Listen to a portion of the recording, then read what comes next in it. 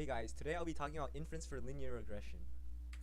So first, let's review the conditions for inference of linear regression. So you can use the acronym LINER to help you remember the conditions. First, the L stands for linear. The sample regression line must be linear, and you can check the residual plot for leftover patterns to see if this condition is met. Independent means that individual observations must be independent, and you can check this when sampling without replacement using the 10% condition. The N stands for normal. For any fixed value of x, the response y varies according to a normal distribution. Yeah. E stands for equal SD. This means that the standard deviation of y is the same for all values of x. So you can look at the residual plot for this one too and see if the y varies about equally for all values of x. R stands for random, the data that are produced from a well-designed random sample or randomized experiment. So basically, it's a random sample. One important part of inference of linear regression is analyzing a computer output. So here we have an example computer output.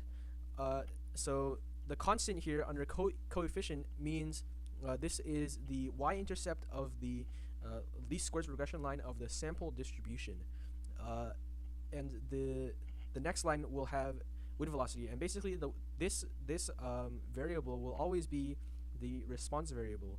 And so in this computer output, we are predicting wind velocity based on electrical input of a fan, and here it's 0.240.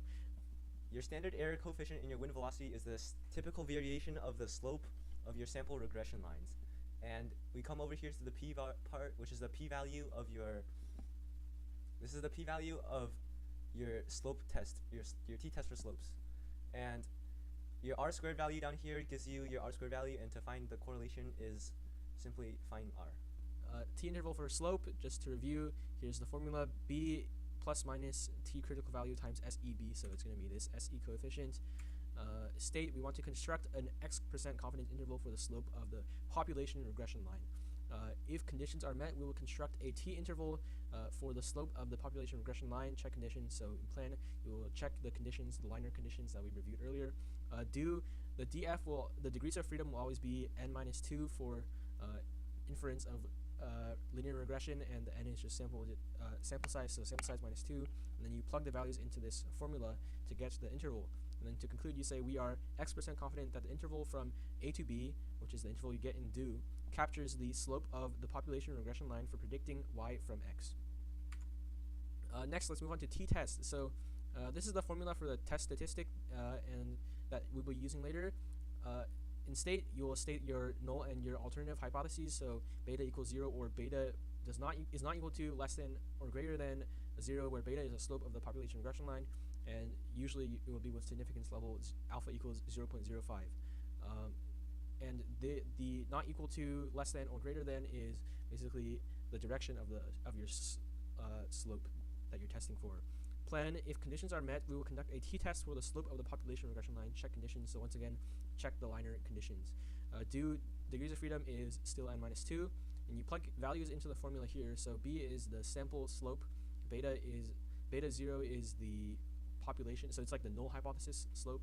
It would basically be 0. SEB is from the computer output, and you'll get the t statistic. Then use this to find the p-value using t-CDF on your calculator. Conclude, if the p-value is greater or less than significance level, we fail to reject the null hypothesis. And basically, greater corresponds to fail to reject, and less corresponds to reject. On to the AP exam tips. You want to stick to the state, plan, do, and conclude format. This will net you the most points if you follow this format. And also, you want to make sure to remember how to phrase the different parts. One thing you can do is to store your sentence frames on your calculator and fill them out when doing the test. And some common mistakes. On the computer output regression, there's a value called for t, and you do not want to use that as the t-star value, as that is not the correct one, and you will lose points for getting the incorrect t-star value. People also forget to include context for different parts, which applies to all of statistics, but if you missed out on this one, you will also lose points. And people also forget to differentiate between population parameters and sample statistics. So like, for example, in the state part, you want to make sure you have the big beta instead of a b, because that represents the population parameter instead of the sample statistic. And here's some practice problems. You have the 2001 FRQ number 6, 2005 FRQ Form B number 5, 2007 FRQ Form B number 6, and 2008 FRQ number 6. Thank you for listening.